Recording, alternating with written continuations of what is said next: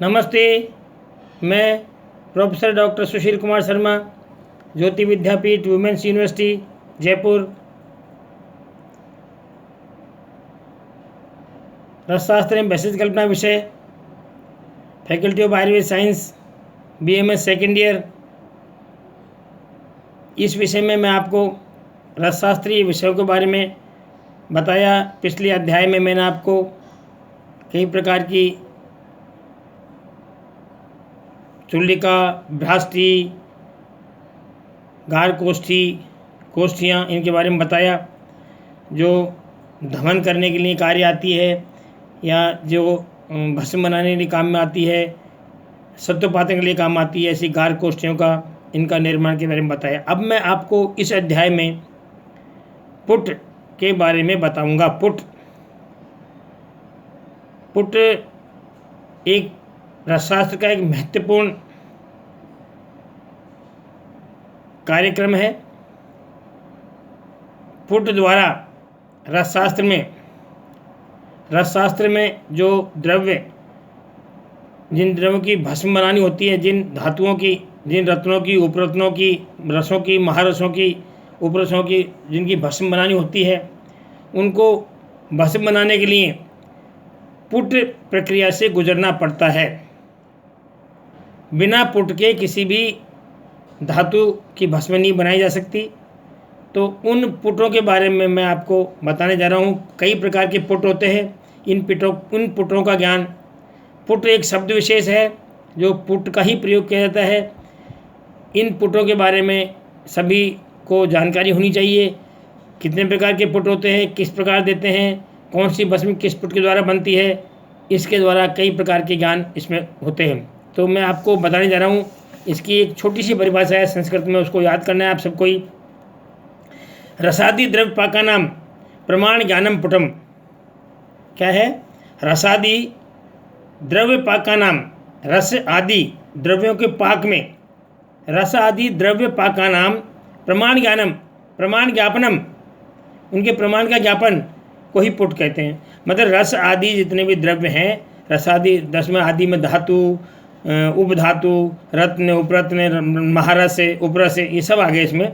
इन सब द्रव्यों के पाकानाम, पाक करने के लिए प्रमाण ज्ञापनम, प्रमाण कितनी अग्नि दी जाए, किस प्रकार की अग्नि दी जाए, किस पुट में पकाया जाए, कितने उपलोग अग्नि दी जाए, उस प्रमाण ज्ञापन को पुट कहते हैं। ये एक छोटी सी परिभाषा है, वो सबको याद होनी चाहिए।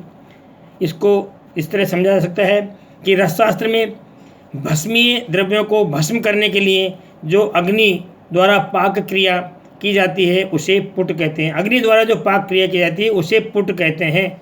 ये पुट की परिभाषा है। परिभाषा: रस, उपरस, साधारण रस। रस में, रस का मतलब क्या होता है आयुर्वेद में या रसशास्त्र में? रस का मतलब पारक। रस, उपरस, साधारण रस, धातु, उपधातु, रत्न, उपरत्न आदि द्रव्यों के पाक में लगने वाली अग्नि के मान को, प्रमाण को सूचित करने वाला माध्यम जो है पुट कहलाता है। सूचित करने वाला माध्यम पुट कहलाता है। न्यून अथवा अधिक पाक अभिष्ट नहीं है। मतलब किसी भी अगर द्रव्य की अपने को भस्म बनानी है तो न तो न्यून पुट दे सकते हैं, न अधिक पुट दे सकते हैं। जितने उसमें पुट शास्त्रों में उल्लेखित किए गए हैं उतने ही पुट उसमें देने होंगे। जिस पुट में बनानी होगी, जैसे गज पुट में है तो गज पुट में, वराह पुट में तो वराह पुट में, कुक्कुट में है तो कुक्कुट में, कपोत पुट में तो कपोत पुट में, ये पुटों के नाम है, उसी मात्रा में अग्नि देनी होगी। तो इसमें लिखा है न्यून और अधिक पाक अभिष्ट नहीं है, मतलब यह स्वीकार नहीं है। स्वीकार का मतलब उससे उस धातु की भस्म नहीं बनेगी। अगर न्यून दिया तो नहीं बनेगी, अधिक दिया तो वो ज़्यादा पक जाएगी, तो वैसे भी काम की नहीं रहेगी, वैसे गुणकारी नहीं है। अच्छी प्रकार पक्व औषधि ही हितकर होती है, ये शास्त्रों में कहा गया है। इसलिए पुट जो है, पुट के लिए सामान्य रूप से कहा गया है कि अग्नि को, अग्नि के माध्यम को, अग्नि की ताप को, उसको सूचित करने वाली मात्रा, उसको सूचित करने वाला जो माध्यम है, उसी को, मान को, उसी को पुट कहा गया है। ये आपको सबको याद रहना चाहिए। आगे है, जिन द्रव्यों का उपयोग भस्म के रूप में होता है, जिन द्रव्यों का उपयोग भस्म के रूप में होता है, ऐसे द्रव्यों के शोधन एवं भावना के बाद उनका पहले शोधन करो। जिन द्रव्यों का भस्म के रूप में प्रयोग होता है ऐसे द्रव्यों का पहले शोधन, सबसे पहले शोधन करो, फिर भावना के बाद उनको, शोधन के बाद में भावना दो। भावना का मतलब मैंने आपको समझाया परिभाषा कि भावना उसमें इतनी दे सकते हैं जितने में वो भीग जाए, या उतने में वो आप्लवित हो जाए, या इतने में वो डूब जाए, वो भावना द्रव्य कहलाता है। वो गीला हो जाए, वो भावना द्रव्य कहलाता है। तो भावना के बाद चक्रिका बना। चक्रिकाएँ गोल गोल छोटी छोटी आकार की चक्रिकाएँ होती है, पिंडिकाएँ होती है, वो बनाएं, उनको बनाना, गोल गोल चक्रिकाएँ बनाकर एवं सुखाकर सराव संपुट में बंद कर अग्नि संयोग कराया जाता है। अग्नि संयोग कराया जाता है। रसशास्त्र की प्राचीन परंपरा में यह क्रिया एक निश्चित प्रमाण में ग्रहित उपलों यानी अरण्योपलों, छगन, कंडा, कोहरी, छाना, इसे कह सकते हैं, उपलों को छाना कह सकते हैं, एवं तोषों द्वारा किया जाता है, साथ में किया जाता है। इससे द्रव्य पक्व होकर भस्म रूप को प्राप्त होता है।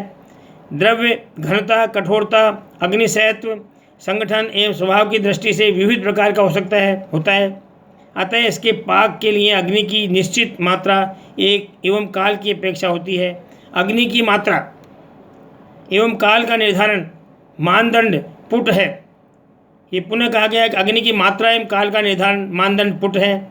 इसके लिए विविध प्रकार के, विविध आकार के पुटों जैसे महापुट, गजपुट, वराहपुट, कुक्कुटपुट, लावकपुट, कुंभपुट, भूधरपुट आदि की व्यवस्था की जाती है। इन पुटों के माध्यम से भस्में तैयार की जाती है, की व्यवस्था की जाती है। यह पुट एक निश्चित मात्रा में एक निश्चित समय के लिए अग्नि देता है। यह जो पुट है निश्चित समय के लिए और निश्चित मात्रा में अग्नि देता है। द्रव्य अपने अपने संगठन एवं स्वभाव से इनमें से किसी भी पुट द्वारा एक बार या अधिक बार में पक्व होकर भस्म रूप में को प्राप्त करता है। इसे पुट के नाम से सूचित किया जाता है। इस प्रकार से ये पुट की संपूर्ण रूप से परिभाषा आपको बताई गई है।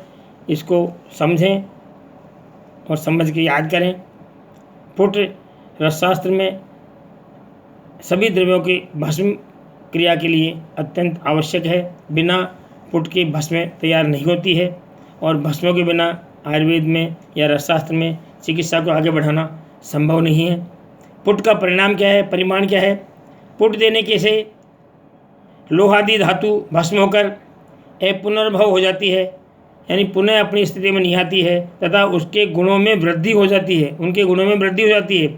उसमें वारितरित्व यानी जल में तैरने वाली क्षमता, रेखापूर्ण का गुण आ जाता है, रेखापूर्ण हो जाती है। मतलब भस्म के जो गुण है ना, वो गुण उसमें प्राप्त हो जाते हैं। वारितर भस्म का गुण है, रेखापूर्व भस्म का गुण है, अपुनर्भव भस्म का गुण है। भस्म के जो गुण हैं ये पुट के बाद ही उसमें आते हैं। पुट के प्रभाव से कठोर भारी पत्थर भी लघु हो जाता है। लोहा पानी में डूबता है, लेकिन पुट देने के बाद में, भस्म बनने के बाद में वही पानी में तैरने लगती है भस्म, तो वो लघु हो जाता है। तथा शरीर में शीघ्रता से फैलने वाला और जठराग्नि को प्रदीप्त करने वाला हो जाता है। जारित पारद से ये पुट द्वारा भस्मीभूत लोह अधिक गुणवान होते हैं। अगर पारद से जारित करके भस्म दी जाए, पुट बना दिया है, तो ये अधिक गुणवान होते हैं। इस प्रकार से भी शास्त्रों में उल्लेख किया गया है।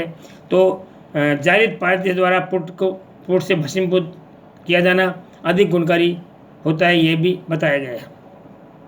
पुट की संख्या के बारे में आपको बताया। भस्मीकरण के लिए वर्णित द्वारा विभिन्न प्रकार के मृदु, मध्य, कठिन एवं रासायनिक संगठनों वाले द्रव्य होते हैं। कई द्रव्य बहुत कठिन होते हैं, कई द्रव्य मृदु होते हैं। आचार्यों ने भिन्न भिन्न संदर्भों में भिन्न भिन्न पुटों की संख्या बताई है। 10 से लेकर 100 पुट देने को सामान्य सा नियम है। 10 पुट भी दिए जाते हैं, 100 पुट भी दिए जाते हैं, 1000 पुट भी दिए जाते हैं। सहस्त्रपुटी अभ्रक भी बनाई जाती है, सहस्त्रपुटी लोह भस्म भी होती है, शतपुटी अभ्रक भी होती है, शतपुटी लोह भस्म भी होती है।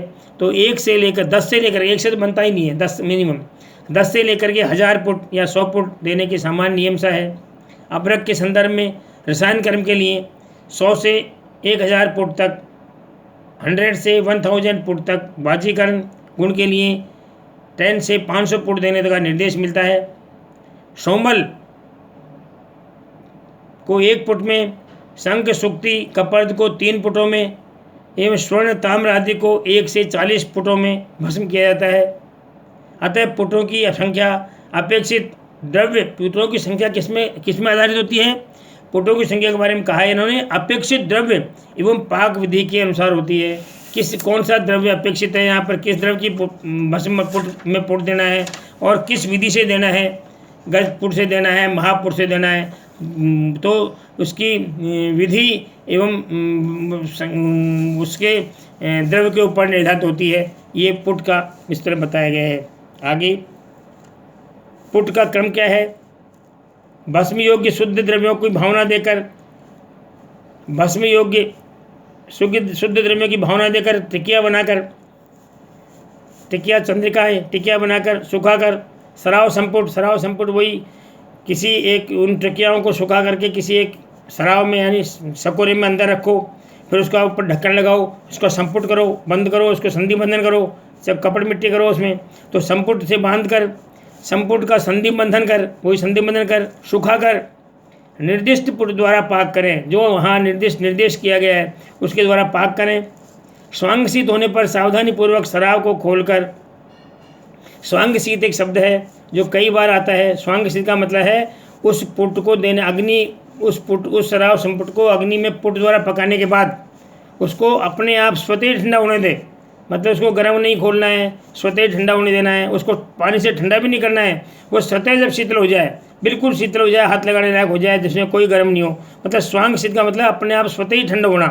स्वतः ही ठंडा होने के बाद सावधानीपूर्वक शराब को खोलकर चक्रिका को निकाल कर चूर्ण कर अपेक्षित प्रक्रिया की आवश्यकता अनुसार, जैसे मान लो पुनः कितने पुट देने हैं उसमें पुनः किसी द्रव्य विशेष की भावना दें, भावना दे के चक्रिका बनाएं, चक्रिका बनाकर पुनः सुखाएं, पुनः संपुट में बंद करें, पुनः पुट दें, जब तक भस्म होने तक पुनः अनुसरण करना चाहिए, पुनः उसको पुट देना चाहिए। ये शास्त्रीय प्रक्रिया है, इससे ही भस्म का निर्माण होता है। ये पुट का क्रम है। एक पुट देने के बाद में एक पुट का क्रम बार बार वही क्रम निभाना है। सबसे पहले उसको द्रव्य को भावना दे करके चक्रिका बनानी है, चक्रिका बना के चक्रिकाओं को सुखाना है, चक्रिकाओं को सुखाने के बाद में सराव संपुट में बंद करना है, सराव संपुट में बंद कर उसको संधि बंधन करना है, संधि बंधन कर उसको पुट में पाक करना है। पुट में पाक करने के बाद सावधानीपूर्वक जब पुट में पाक हो जाए तो पाक होने के अनंतर जब सराव संपुट स्वांगशीत नहीं हो जाता, जब तक स्वांगशीत होने के बाद उसे खोलें, उसको निकालें, चक्रिकाएँ बाहर निकालें, चक्रिकाओं को बाहर निकाल करके उनको देखें, पुनः वही प्रक्रिया करें, भावना चक्रिका सुखाएं, पुट दें। इस प्रकार से अपेक्षित पुट देने तक, अपेक्षित भस्म नहीं होने तक पुट की प्रक्रिया का अनुसरण करते रहें। यही पुट का क्रम है। आगे संपुट किसे कहते हैं? संपुट है एक समान धातु या मिट्टी के दो पात्रों को, एक समान धातु के हो सकते हैं क्योंकि संपुट करोगे तो एक समान ही होंगे, एक छोटा बड़ा हो ही नहीं सकता। एक समान धातु या मिट्टी के दो पात्रों को आमने सामने से मुख की ओर से, मतलब दोनों को मुख, एक का मुख ऊपर होगा एक का मुख नीचे होगा, मुख की ओर से किनारे को मिलाकर रखना तथा उसकी संधि में कपट मिट्टी से बंधन करना को संपुट कहते हैं। ये संपुट कहलाता है। संपुट किसे कहते हैं? यही संपुट है। मतलब एक समान आकार के दो मिट्टी के या किसी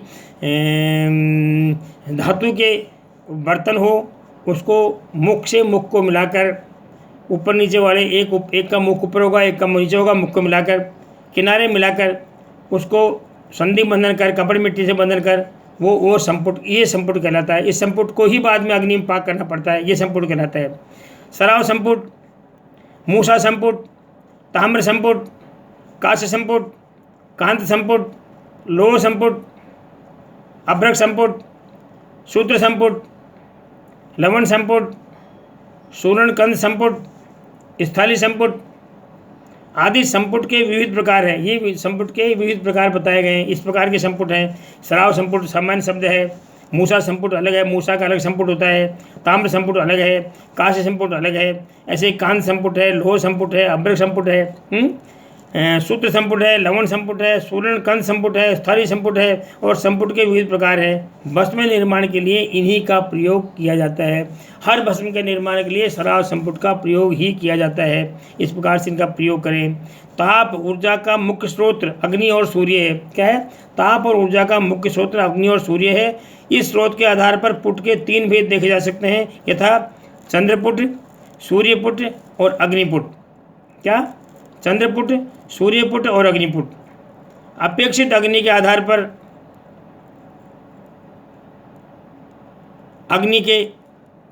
अग्निपुट में निम्न भेद किए जा सकते हैं। अग्निपुट मतलब पहले आपको चंद्रपुट, सूर्यपुट और अग्निपुट ये 3 पुट किए जाते हैं। ये 3 पुट के बाद में नेक्स्ट अध्याय आपको आगे पढ़ाऊंगा। धन्यवाद, नमस्कार।